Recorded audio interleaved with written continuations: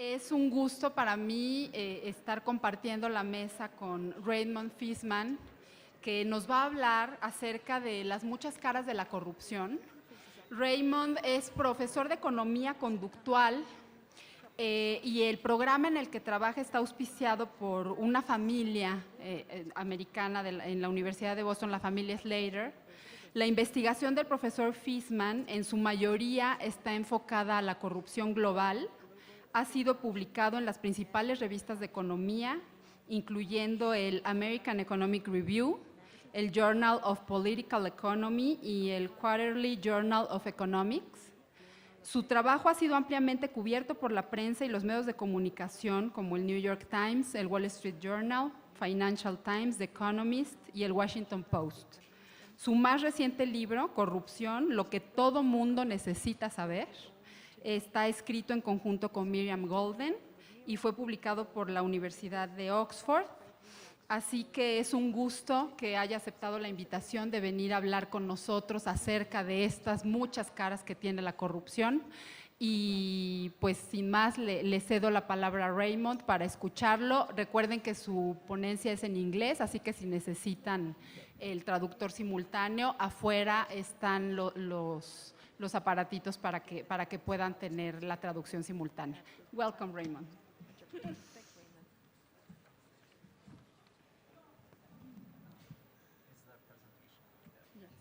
Si nos pueden proyectar la presentación, por favor.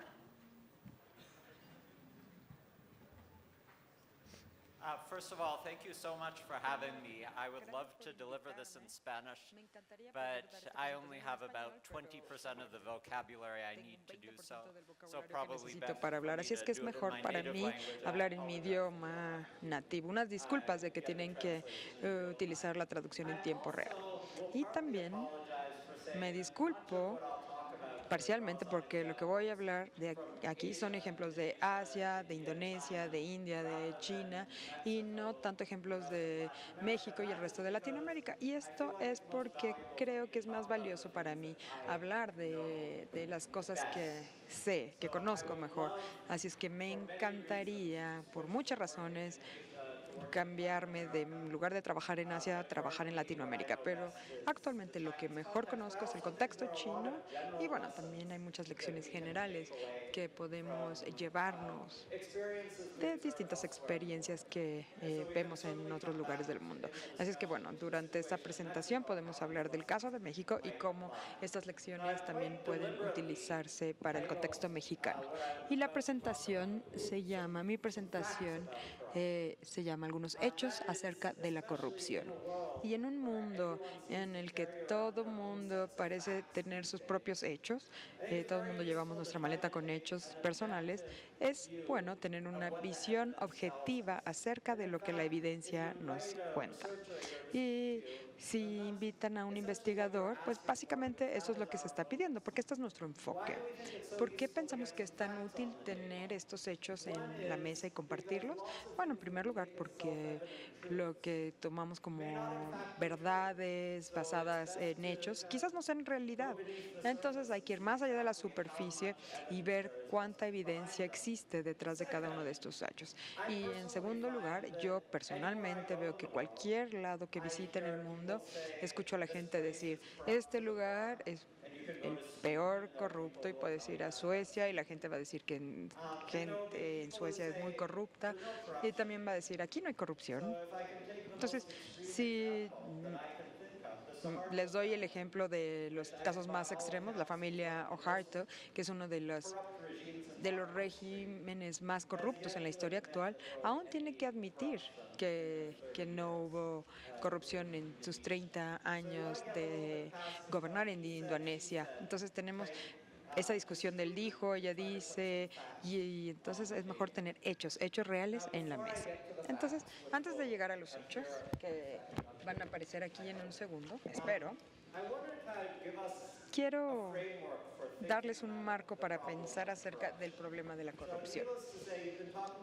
Hemos estado hablando todo el día de la corrupción, podríamos hablar toda una semana entera de la corrupción, y en los 40 y tantos minutos que tengo para hablar con ustedes, he mencionado algunos hechos que creo que son importantes, que fueron para mí muy útiles para pensar y analizar la corrupción. Pero esto no es un mundo nada más sistemático de todo lo que sabemos de la corrupción. Entonces, quisiera hablar con un modelo muy sencillo de la corrupción que se diseña para destacar un punto en particular, que la corrupción es un problema de malas circunstancias y no de malas personas.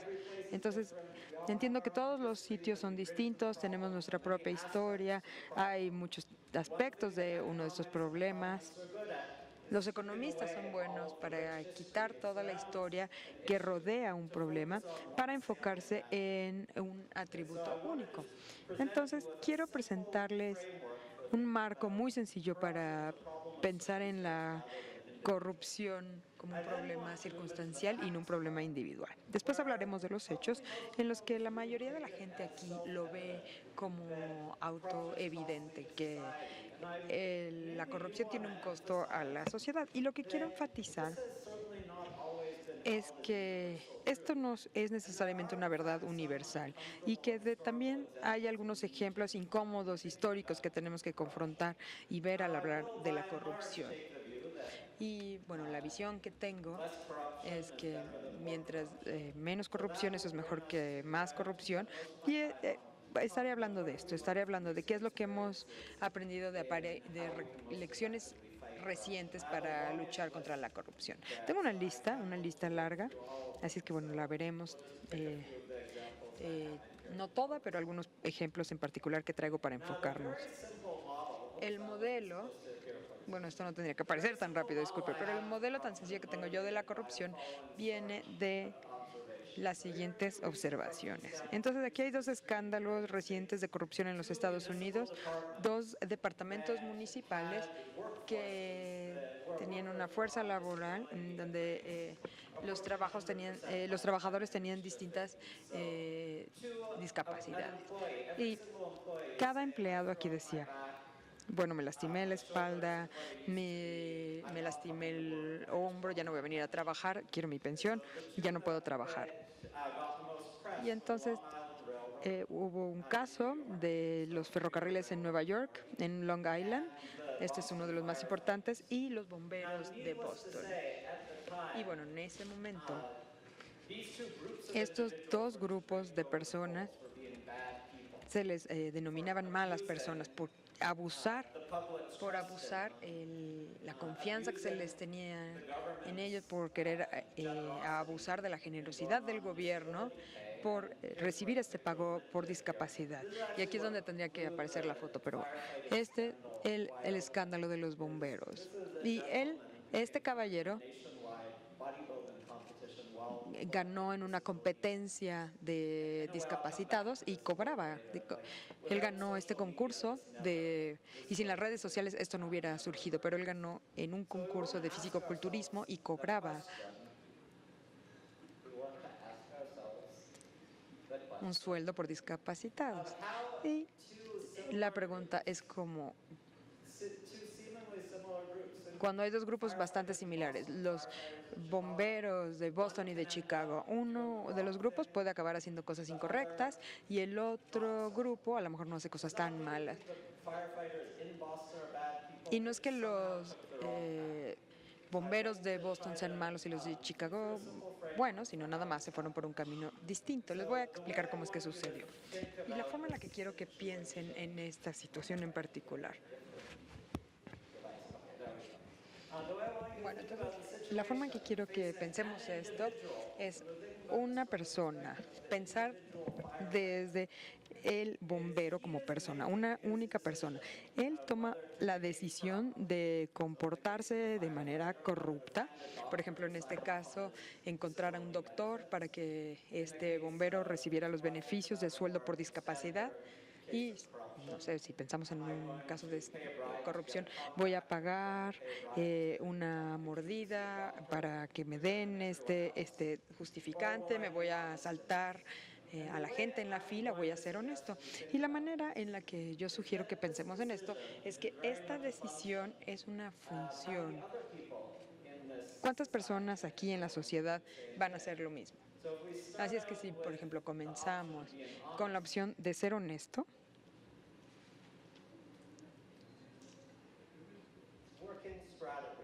Funciona, pero más o menos. Si pensamos en la opción de ser honesto, imagínense una línea hacia abajo. Lo que esta línea, ahí está la línea. Imagínense esta línea hacia abajo. Y esta línea captura cuál es el beneficio de ser honesto. Si más personas alrededor mío son corruptas, ¿cuál sería el beneficio de ser honesto? Y mientras más gente sea corrupta a mi alrededor, se va a hacer más difícil para mí ver a un doctor o va a ser más difícil tener un contrato. Si soy honesto, va a ser más difícil para mí. Y podemos pensar en, agregarle también a eso una línea para, por ejemplo, esta misma persona pensando, pagaré esta mordida, deberé de aceptar este soborno. Nadie más, en mis creencias es que nadie más está dando o recibiendo estos sobornos. Entonces va a ser muy difícil. ¿Por qué? Entonces, si soborno, la gente me va a descubrir, me van a descubrir, pero si estamos viendo gente que aprovecha sus puestos públicos y se obtiene más beneficios, yo puedo tener más beneficios porque puedo también tener más personas que estén involucradas en estos sobornos. La razón por la que tengo esta línea descendiente es que si yo soy una de estas cientos de compañías que pagan sobornos para tener un contrato, están compitiendo para obtener un contrato, pero la línea hacia arriba lo que muestra es que yo me beneficio más de pagar sobornos si hay más personas a mi alrededor, si hay más personas que están pagando estos sobornos, y sufro más si soy honesto, si hay otras personas a mi alrededor que están pagando también sobornos. Entonces, pensemos desde la perspectiva de una persona que está pensando, ¿deberé pagar un soborno o no? ¿Cuál es la que me genera más beneficios? Una pequeña fracción, por ejemplo, de la población es del tipo corrupto. Entonces, si vemos aquí la imagen, el beneficio de ser honesto es mayor al beneficio de ser honesto. La línea dentada versus la línea completa.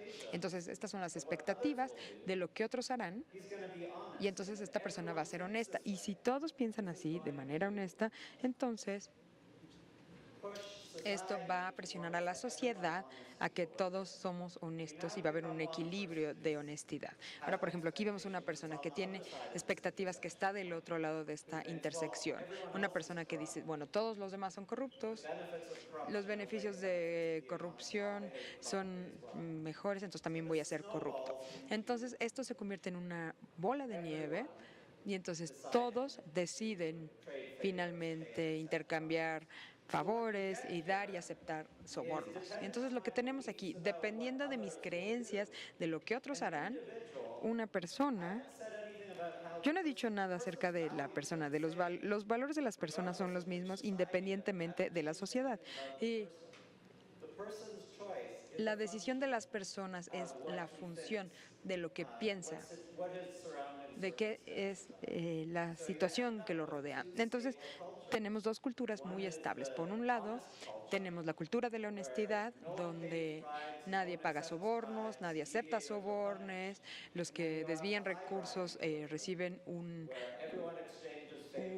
castigo, y tenemos el otro lado, que todo mundo es corrupto y que se desvían los recursos y que nadie puede llegar al doctor porque no rompe las reglas. Y bueno, estos dos modelos no quieren decir que no hay gente que tenga mayor tolerancia o menor tolerancia a la corrupción. Y también hay valores en la escuela.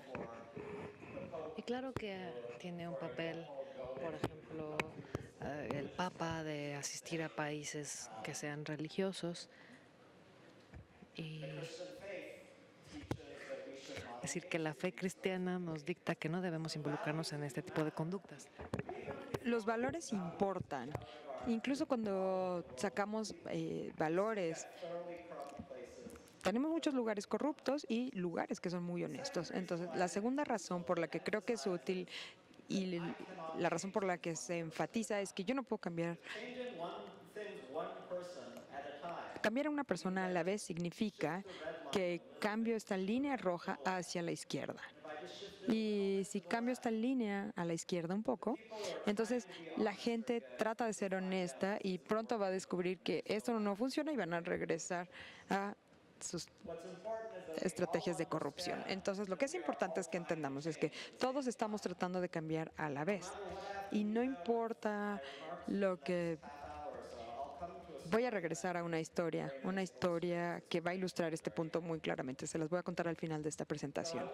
Así es que quiero enfatizar que, como con muchas cosas, solemos culpar a la persona y no a la circunstancia. La psicología social gira en torno a este entendimiento. Y creo que también aplica para esto de igual forma. Muy bien. Entonces, quiero que pongan en su mente que hay algo importante en cuanto a la estructura y, bueno, en cuanto a luchar contra la corrupción. Hablaremos de otro tema aparte y daremos otro paso y nos preguntaremos, ¿tendríamos que preocuparnos de la corrupción? Yo creo que es una pregunta útil que tenemos que hacernos antes de que desechemos todos los esfuerzos de la sociedad. Y como les mencioné al inicio,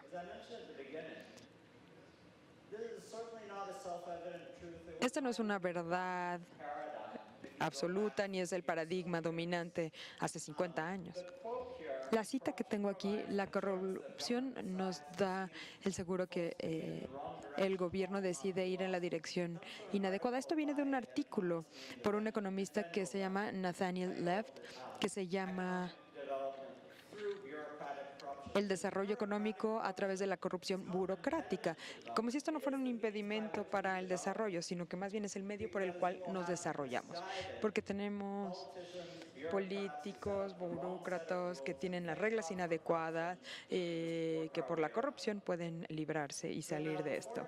Así es que antes de dejar esto fuera, veamos la evidencia de algunos casos de estudio para apoyar este argumento. Y rápidamente verán hacia dónde voy con esto. Si saben algo acerca de la distribución de los ingresos en Latinoamérica, pues sabremos que la historia no ha sido muy amable con los argumentos de izquierda. Entonces, aquí tenemos los controles de los precios, compara Argentina y Brasil, donde puedes trabajar y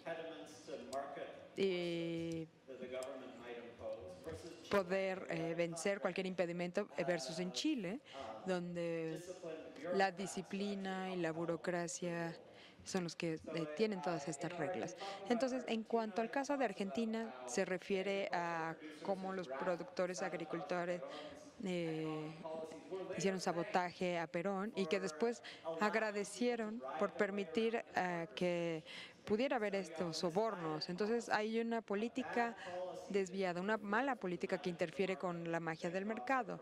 Y así es que se le agradece a la corrupción. Y entonces tiene un comparativo específico entre Brasil y Chile, en donde ambos tienen la inflación del precio, el control de los precios también, y estos controles de precios en Chile, y como resultado no hay expansión en la agricultura, el mercado negro también creció, y en Brasil la gente soborna para llegar a sus fines. Así es que los comparativos aquí son específicos, es que no hay expansión de la producción alimenticia, hay altos precios y yo no quiero decir que los burócratas están haciendo esto, sino que están mal guiados en la intervención que tienen en la economía. Esta es una idea que tiene una base. Si vemos en el mundo, podemos ver algunas situaciones en las que, si nos ponemos en los zapatos de, por ejemplo, un empresario indio que tiene la opción entre pagar un soborno o visitar 14 oficinas como esta, llenar formatos con 4 copias. Esta es una oficina real en el ministerio. Este es un burócrata en el ministerio de Bihar. Imaginen, tiene que hacer 14 autorizaciones de todos esos documentos que tiene ahí. Los tiene que firmar y después llevárselo a 18 oficinas adicionales. Y bueno, Así es que aquí de nuevo, una vez más, gracias por la corrupción. Y entonces esta anécdota de una historia de éxito que se tendría que confrontar en algún momento.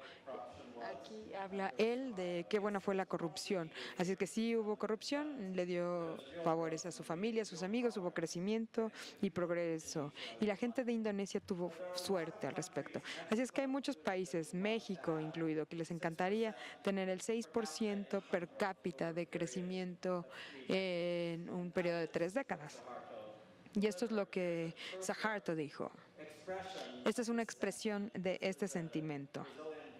Este es un político brasileño de los 50, Además de Mar, que tenían el eslogan: roba, pero hace que se hagan las cosas. Roba, pero hace cosas. Entonces, esta es una idea que tiene una historia rica detrás. Y bueno, antes de hablar de los contraargumentos de toda esta cultura, podemos ver los datos agregados y podemos ver que, como mencioné, la historia no ha sido amable con esta visión del mundo.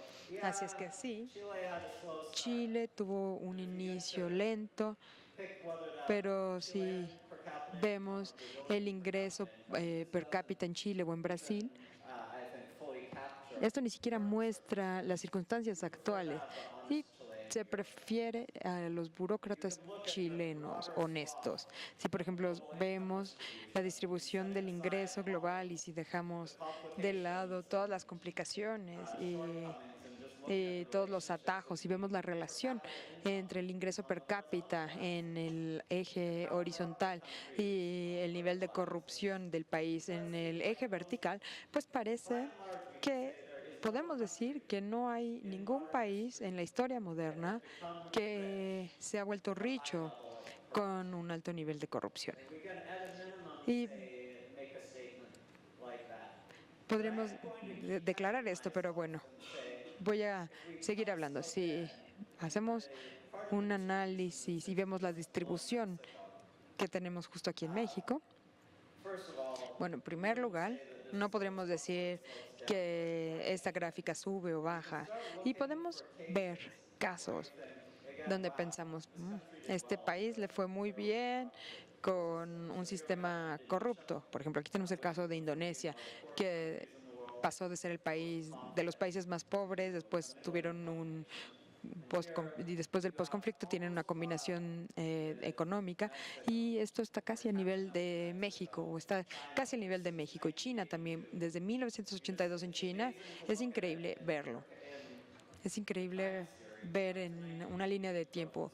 Tienen un crecimiento plano hasta 1982, después de 1982, después de Deng Xiaoping, el crecimiento sube, y no porque se haya eliminado la corrupción. Entonces, estos son ejemplos incómodos que tenemos que tener para pensar acerca de una imagen más general. Pero la imagen general, voy a regresar un poco.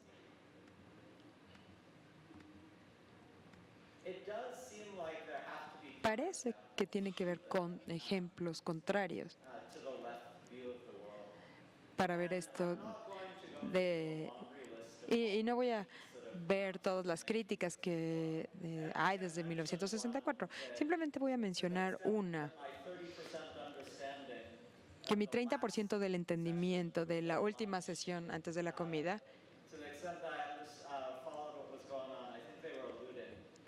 creo que daban exactamente este punto, hablaban de este punto, y voy a darle más estructura al respecto. Así es que el último caballero que habló antes de comer habló acerca de malas reglas. Y les quiero sugerir que México sí tiene malas reglas, objetivamente tiene malas reglas, y hay algunas formas que podemos pensar de estas malas reglas que tiene México. La visión de la corrupción. La forma más sencilla de pensar al respecto es el hecho de que en mi país, en Canadá, solamente se necesitan 2 días para tener una licencia para un negocio, y en México son 67 días. Esto se basa en datos que obtuve hace 5 días. No sé si han cambiado las cosas, pero estos datos los obtuve recientemente. Y se podría decir, bueno, gracias a Dios por la corrupción, no tienes que esperar 65 días más, solamente pagamos un soborno y ya nos dan las licencias para abrir un negocio. Esto no sea probablemente la forma correcta de pensar en esto. La razón es porque gran parte de esos 67 días es lo que llamamos la cinta roja. En economía, la definición de esta cinta roja, la definición de la cinta roja es de regulación más allá de lo que sea de utilidad social. Así que posiblemente haya muchos en esta sala que ya hayan obtenido esta perspectiva de que una de las razones por la que hay que esperar 67 días para que una empresa pueda obtener su licencia contra 2 en Canadá es porque son 67 días en los que es posible que la gente pueda obtener sobornos para evitarse todo este camino tan largo. Y a esto podemos aumentarle la perspectiva de izquierda en la que, disculpen la forma en que yo analizo las cosas, que generalmente suele ser con gráficas y cifras, y esto me pareció de ayuda, pero voy a hablar de esto como una narrativa. Si no les gusta mucho esta forma de capturar la perspectiva del mundo, espero que al menos se pueda entender. Piensen en por qué pagamos sobornos. Pagamos sobornos para evitarnos todo este papelaje y demás. Mediante el soborno saltamos la burocracia. Es una relación en la que selecciono, yo decido pagar soborno en vez de perder mi tiempo con trámites burocráticos. Desafortunadamente, al hacer esto nos estamos pareciendo a los burócratas porque estamos dispuestos a pagar sobornos para evitarnos la burocracia. El burócrata inteligente lo que hace es poner más trabas, porque así puede obtener más sobornos todavía. Y conforme va agregando trabas, esta curva va subiendo más y más. Para un pago de soborno, si me lo evito, me voy a causar muchas más trabas. Podría darles muchos ejemplos en los que uno termina pagando un soborno, termina en un mundo en el que está pagando más sobornos, pero también perdiendo más tiempo, porque con tantos impedimentos burocráticos que han surgido para efectos de extraer simplemente un soborno, eso es lo que ha sucedido. Y lo que se puede aprender de esta sección de en medio es lo que quiero hablarles ahora. Aunque enfaticé que en general, no creo que alguien que piense mucho en la corrupción se enfocaría demasiado en la perspectiva de izquierda en la actualidad. La corrupción daña el crecimiento, la corrupción daña una sociedad. Sí tenemos estos contraejemplos muy incómodos donde nos debemos preguntar si a China le hubiera ido mejor o peor si hubieran intentado purgar la corrupción desde un principio. Sí están en el proceso de lidiar con la corrupción porque la gente al parecer ya está harta. Se puede hablar de esto más tarde, pero sí han estado creciendo en un sistema muy corrupto. Y lo último que quiero decir es que la vida se trata más de que simplemente el PIB per cápita. Y aun si así fuera, todavía podemos decir que no queremos la corrupción y es por esto que paso más tiempo yo pensando en estos últimos años. Hay un costo humano que le cuesta a la corrupción. Es evidente, es una anécdota y a mí no me gusta estar hablando de anécdotas. Yo no soy periodista, yo analizo datos, así que les puedo dar anécdotas de otros y después puedo presentarles algo de información que al parecer valida esta perspectiva. Todos estos son ejemplos de China. Aquí tenemos un titular de un encabezado en el New York Times que habla sobre la corrupción y la seguridad en los sitios de trabajo en China. Es un colapso de una mina que mató a 24 trabajadores y resultó ser que la mina, al menos parte de ella, era propiedad del alcalde local. Aquí tenemos un ejemplo de la consecuencia de la corrupción y la regulación de la construcción. Aquí tenemos 2 edificios que son idénticos. Uno de ellos acaba de colapsar en uno de sus extremos y fue porque de nuevo para poder evitarse los códigos de construcción, pagaron sobornos. Al mostrar estas imágenes, la gente piensa, bueno, se ven muy bien construidos, pero porque de plano se cayó de lado sin romperse. Pero bueno, no era eso lo que quiero transmitir, que lo bien construido que estaba, no, sino que hubo mucha corrupción. También en el choque del tren bala hubo corrupción y cualquier cantidad de cuestiones con seguridad alimenticia en China, donde la gente sigue pagando para zafarse de regulaciones de seguridad alimenticia. Y en años recientes, hace apenas un par de años, en los encabezados de periódicos en todo el mundo se habló de una catástrofe a gran escala, una con un costo social significativo que de nuevo se relacionó con la corrupción. Quizá algunos de ustedes recuerden que en 2015 una planta de almacenaje de químicos explotó en un área residencial donde no debía haberse ubicado un almacén de químicos y esto creó esta explosión que pueden ver aquí, este incendio. Y en busca de hechos que se puedan generalizar, he tomado algunas anécdotas y he pensado en la manera de ver si esto realmente aplica de forma verídica a los datos. ¿Y qué nos indica este gráfico? Este gráfico nos muestra muertes en lugares de trabajo. Las compañías chinas deben informar si es que ha habido algún empleado que haya muerto durante su empleo. Y la altura nos dice si han sido muchos o menos los trabajadores que han muerto. Estamos hablando de puras compañías que cotizan en la bolsa china y esto nos da una idea, una escala de la escala de mortalidad durante el trabajo que es de 10 veces más que en México y otros similares. Estamos hablando de cifras bastante altas en términos globales. ¿Cuál es la diferencia entre el lado izquierdo y el derecho? Esto es el asunto de que el alcalde era propietario de parte de la mina.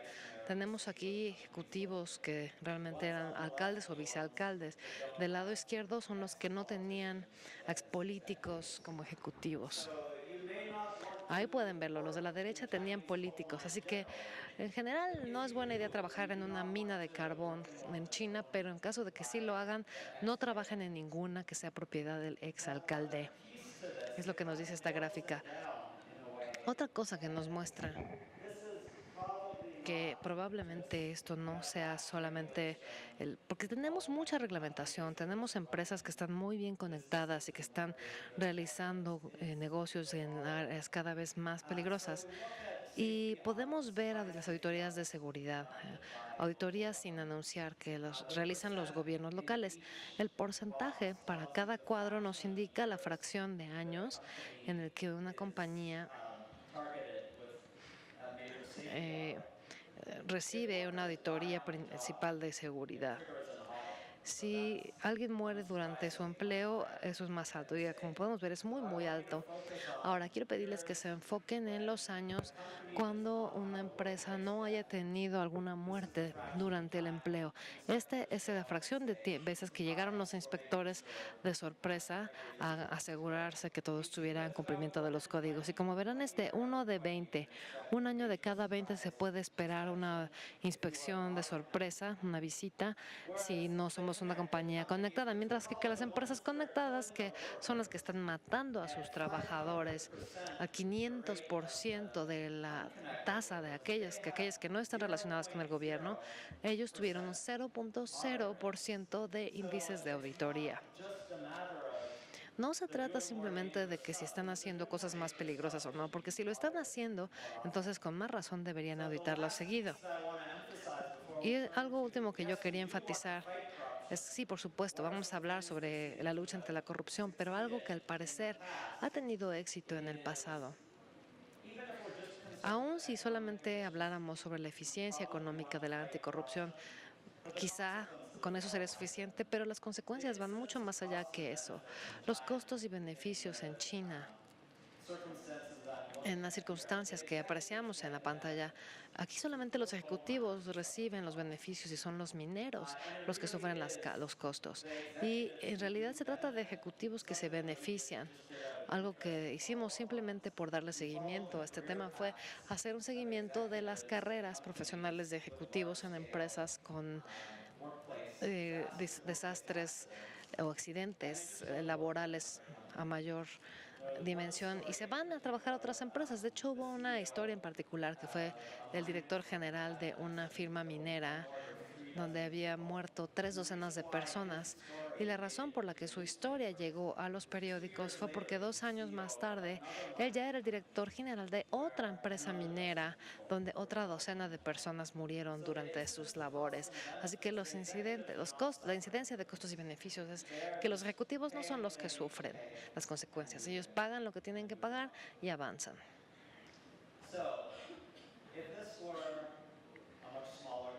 Si este fuera un grupo más pequeño o fueran mis estudiantes, ustedes les pediría que me dijeran, bueno, ¿qué hacemos con este problema tan grande? La gente ha estado hablando de corrupción durante siglos y en los próximos 10 años, o también sobre la pobreza, la gente dice, en 10 años vamos a acabar con la pobreza. Pero ha habido otras personas que han dicho, en los próximos 10 años vamos a acabar con la corrupción.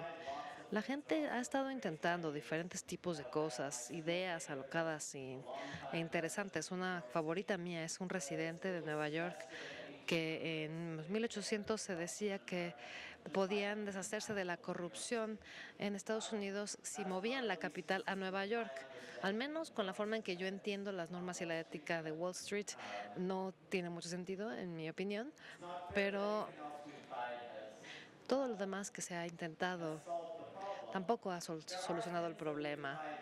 Hay algunas cosas que hemos intentado hacer y que sí han funcionado mejor que otras, así que les voy a hablar de algunas sugerencias prominentes que algunas se han realizado, otras no.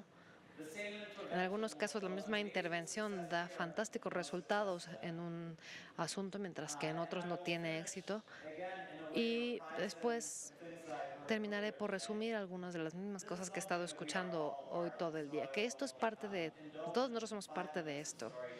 Así que les contaré una historia de 5 minutos sobre la transformación de Bogotá en los años 90. Si no han escuchado esa historia, esta es una que vale mucho la pena escuchar y, de hecho, seguir contando. Algo que no es de sorprender es que una de las soluciones más comunes es la de aplicar mejor las reglas. Y cuando lo piensan un poco, esto es el equivalente al problema tan obvio de alguien que tiene que aplicar esas reglas y que tiene que vigilar que aquellos a cargo de aplicar la ley lo hagan realmente. El poeta Juvenal que dice hay que ir a vigilar a los vigilantes. Y en este sentido ha sido una intriga para mí, o me parece a mí como algo muy curioso, ver los resultados de una encuesta de 2008 de Transparencia Internacional en su capítulo de la India, una encuesta con ciudadanos de la India donde les preguntaron ¿cuál crees que es el poder más corrupto del gobierno? Y el poder más corrupto resultó ser aquellos que se encargan de aplicar la ley. Así que bueno, ahora ¿qué hacemos? Traemos a alguien que se encargue de obligar a los que se supone que deben obligar. Entonces habría que ponerles a ellos también otro vigilante y así sucesivamente. Y la solución, no existe la solución. La solución es que requerimos de una autoridad independiente anticorrupción que esté completamente aislada de cualquier presión política. Ha habido grandes casos de éxito con autoridades anticorrupción, de los cuales no voy a hablar a detalle ahora, pero también ha habido algunas que han sido un fracaso rotundo. Esto es un tema común que existe. Y las reglas se perciben como la solución, pero cuando las autoridades anticorrupción han funcionado, yo podría argumentar incluso que gran parte de esto tiene que ver con la cultura. Es la cultura que es un canal del cual voy a hablar hacia el final de mi presentación. Y ahora quisiera hablar sobre la solución que tenemos para cualquier problema. Si me preguntan qué es diferente ahora en comparación con hace 15, 20, 10 años, ahora todos tenemos teléfonos, tenemos redes sociales, y esto sin duda ha transformado el mundo. Cuando comenzamos a hacernos de teléfonos inteligentes y redes sociales, comenzaron muchas aplicaciones de anticorrupción, muchas de las cuales funcionaron, otras no tanto. Y creo que las que fueron exitosas, estas aplicaciones tecnológicas, que han tenido éxito, han sido de gran aprendizaje, pero también las que no lo han sido. Después de que algo ya fracasó, es muy fácil hablar mal de ello, pero creo que en general esto no sería tan exitoso. Hay muchas páginas tipo yo pagué un soborno.org, etcétera. Y cuando yo vivía en Delhi me ofrece, si me detiene un oficial, puedo pagarle un soborno para evitar que me dé una multa. Puedo decidir pagarle o no el soborno, pero sí puedo reportarlo en el sitio web. Y lo puedo hacer de forma anónima, por supuesto, porque no queremos tampoco que la policía vaya a venir por nosotros o que vayan a venir a agarrar a este pobre automovilista inocente. Eso también quiere decir que puedo incluso vengarme como ciudadano. Puedo ejercer venganza contra este agente de policía que me cae mal. Es más, igual y lo hago nada más porque me puso la multa. Ni siquiera me pidió un soborno, pero o no me dejó siquiera, o no me lo aceptó, pero como me hizo enojar, lo reporto. No hay un mecanismo que haya sido exitoso del todo. Se ha pensado mucho, reflexionado sobre qué podría funcionar y por qué, pero hasta donde tengo conocimiento, esta aplicación de la tecnología todavía no se ha convertido en nuestra salvación. Y aquí tengo los términos de servicio de la página para que puedan ver qué tan desafiante resulta esto. Esto, de hecho, es de una de estas páginas de la India de reporte de sobornos. Piden aquí que seas honesto. Y aunque esto es una gran aspiración, como miembro de la Asociación Estadounidense Americana, yo debo confiar más en los incentivos. No puedo simplemente decir o confiar únicamente en las mejores intenciones de todos los participantes. Podría ser que la mayoría de la gente incluso sí tenga buenas intenciones, pero siempre hay ahí algunas malas semillas que van a hacer que se corrompa las buenas intenciones rápidamente. Ahora, hablaré en orden ascendente de la promesa. Fotografías, por ejemplo. Este tipo de imágenes ha tenido un efecto en el consumo, en estas sospechas de excesos de parte de los funcionarios públicos. ¿Alcanzan a ver el reloj que trae aquí la primera dama de Nigeria? Es un Rolex. Ahora acá tenemos una fotografía de la boda del vocero principal de Vladimir Putin. No me recuerdo la marca en este momento, pero vale más de 2.000 euros. Aquí tenemos un comandante del Estado Islámico con un Rolex. Y acá tenemos diferentes imágenes donde se ven funcionarios burócratas chinos con Rolex también. Así que, ¿cuál sería el nivel de eficacia que tiene esto? Pues, cuando menos, nos da un indicio del costo de la corrupción, porque ahora es posible de alguna forma asignarle ese costo. Ahora, por ejemplo, puedo tomar el dinero, aunque puedo tomar el dinero y tengo que ponerlo en otro lado. No puedo simplemente andar conduciendo un auto excesivamente de lujo porque me van a ver. Y esto se espera que al menos reduzca un poco los beneficios que da la corrupción, porque no me puedo comprar una casota, porque tengo que al menos fingir que vivo de forma modesta, que mis ganancias son modestas, aunque oí por ahí una anécdota hace algunos años sobre un gran aumento en los salarios. Como ustedes sabrán, los salarios de los burócratas generalmente se considera como una medida anticorrupción porque pues como ganan muy bien ellos no necesitan de sobornos, pero la anécdota que yo escuché fue de unos de los oficiales de aduanas de la India que tenían que fingir ser pobres porque sus salarios eran así. Y al aumentarle 60% sus salarios ya no tenían que fingir, tenían que salir y podían salir y comprarse sus autos más caros y sus casas más grandes.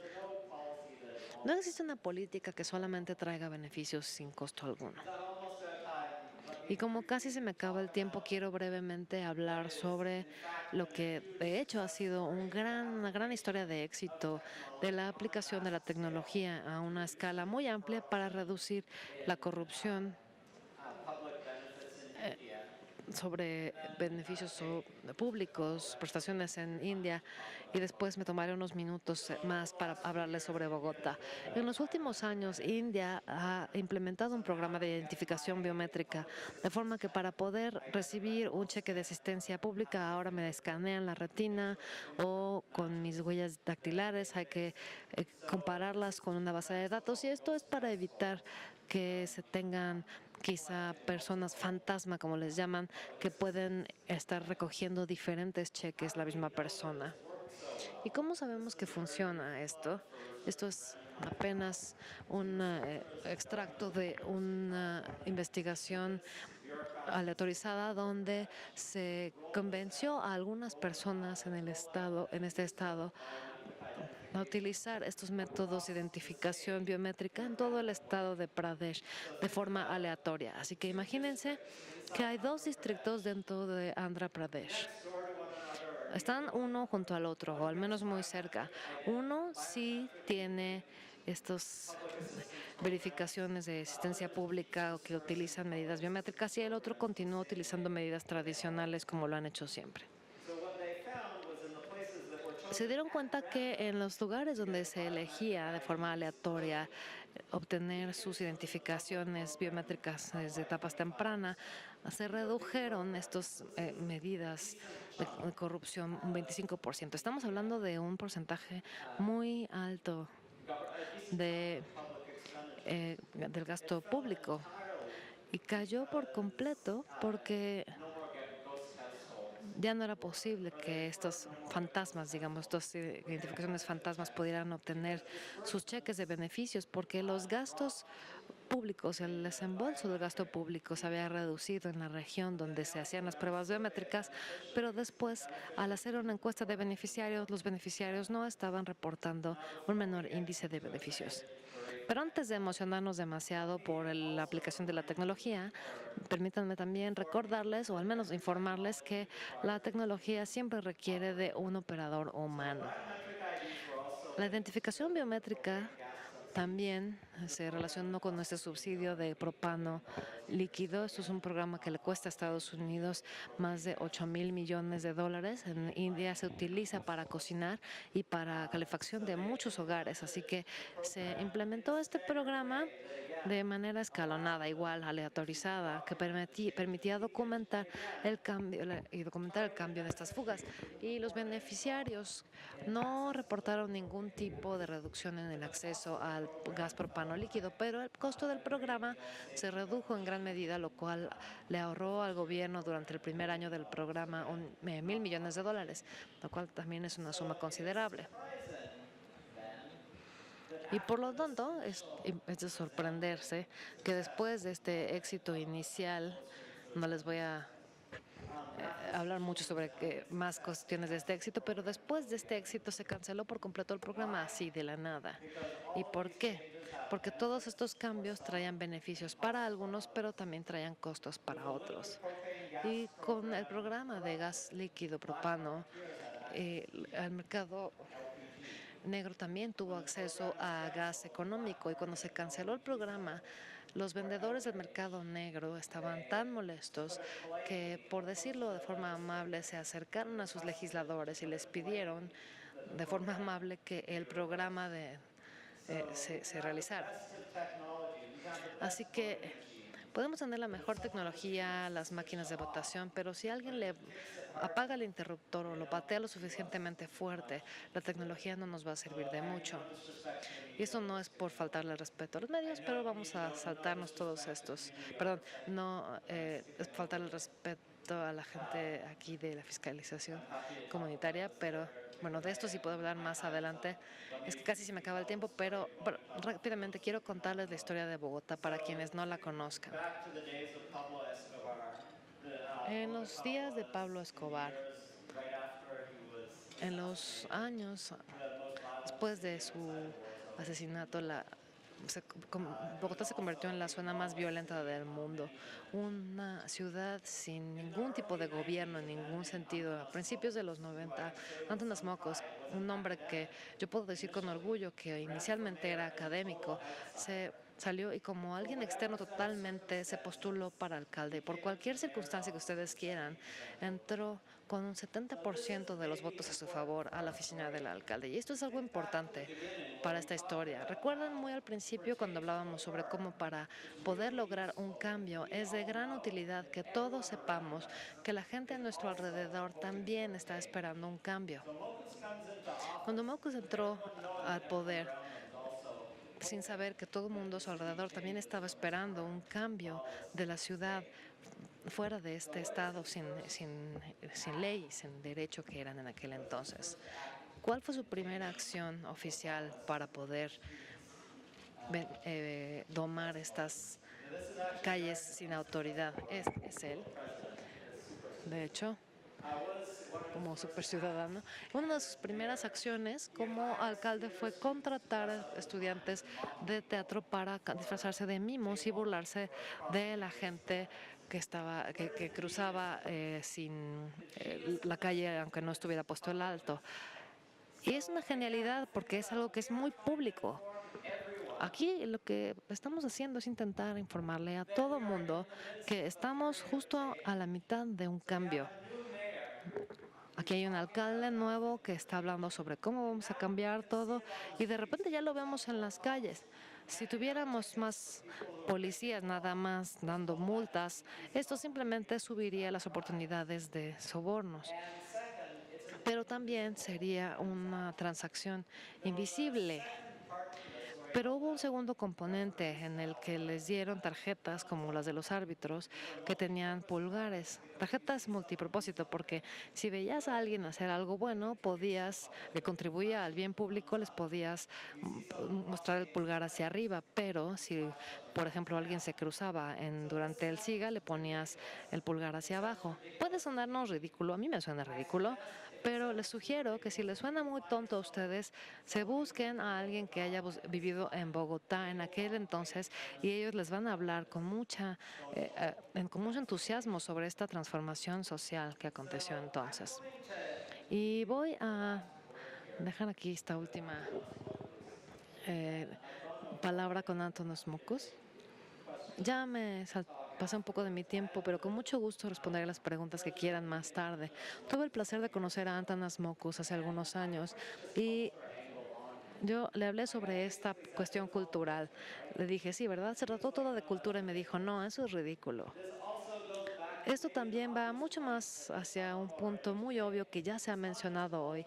No se trata solo de cultura y valores y leyes buenas o reglas malas o aplicabilidad de la ley. Hay muchos elementos que colectivamente necesitan funcionar todos juntos para poder solucionar este problema de la corrupción. Y me disculpo por haberme pasado de tiempo y les agradezco por su tiempo.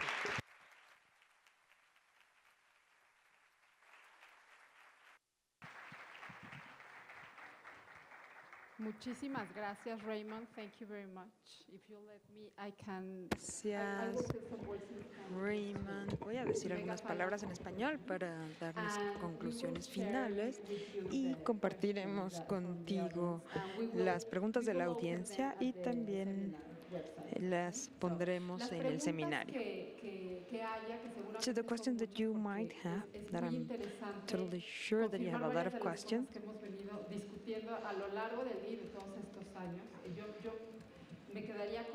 So I would keep 5 key ideas from Raymond. The more corruption around you, the harder that it is to try not to be part of those corruption practices in order to get a service or a contract or a benefit that you might need. Also the importance of structuring values, but that's not enough.